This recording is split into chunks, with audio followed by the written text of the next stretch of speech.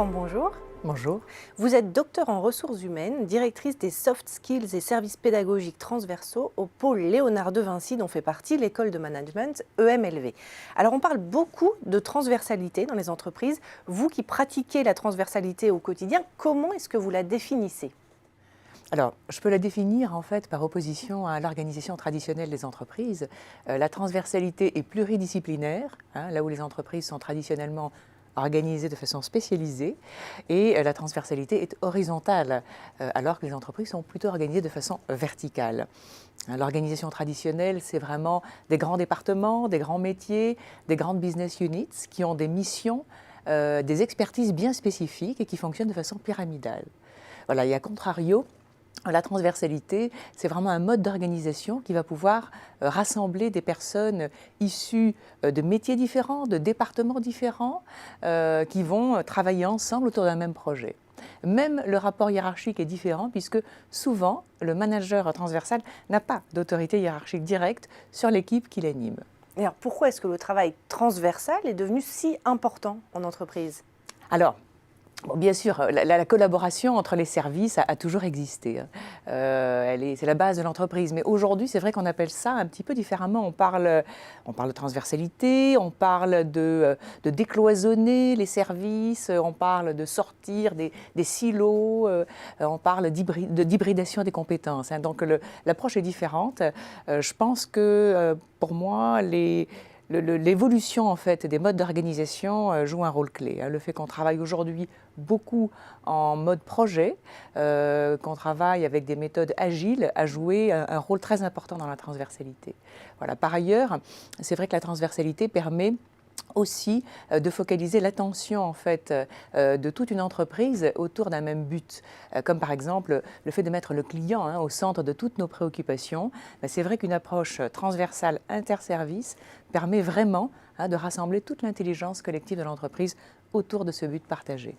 Alors, on l'a bien compris, la transversalité est importante dans l'entreprise, mais est-ce qu'elle est facile à mettre en œuvre ? Facile, je dirais plutôt que c'est un challenge.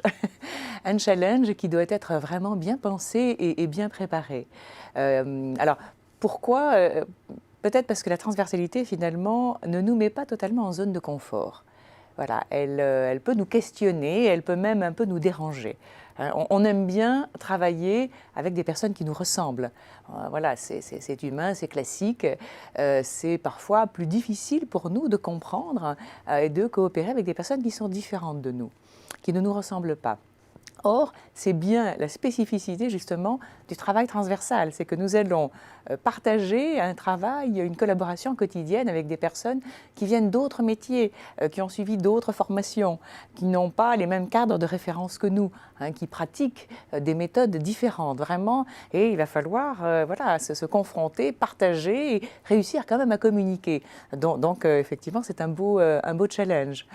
Et je pense que pour réussir ce challenge, en fait, il faut qu'il y ait vraiment, en premier chef, quelque chose qui nous dépasse et qui nous réunit tous en même temps, qui dépasse les intérêts et les logiques individuelles de chacun des membres de l'équipe, c'est-à-dire vraiment un but partagé, un but commun. Donc je dirais que pour préparer une transversalité réussie, la première étape, c'est vraiment de réfléchir à la vision commune qu'on va pouvoir faire partager à toutes les personnes, tous les membres de l'équipe transversale.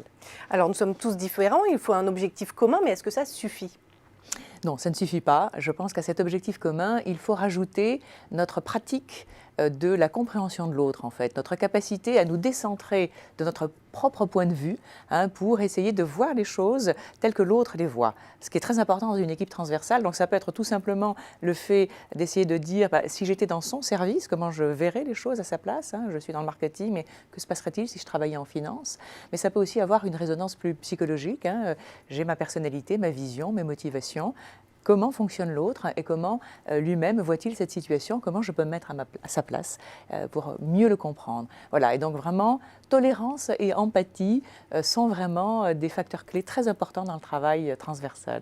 Eh bien, merci beaucoup Laure Bertrand pour cette analyse. Merci.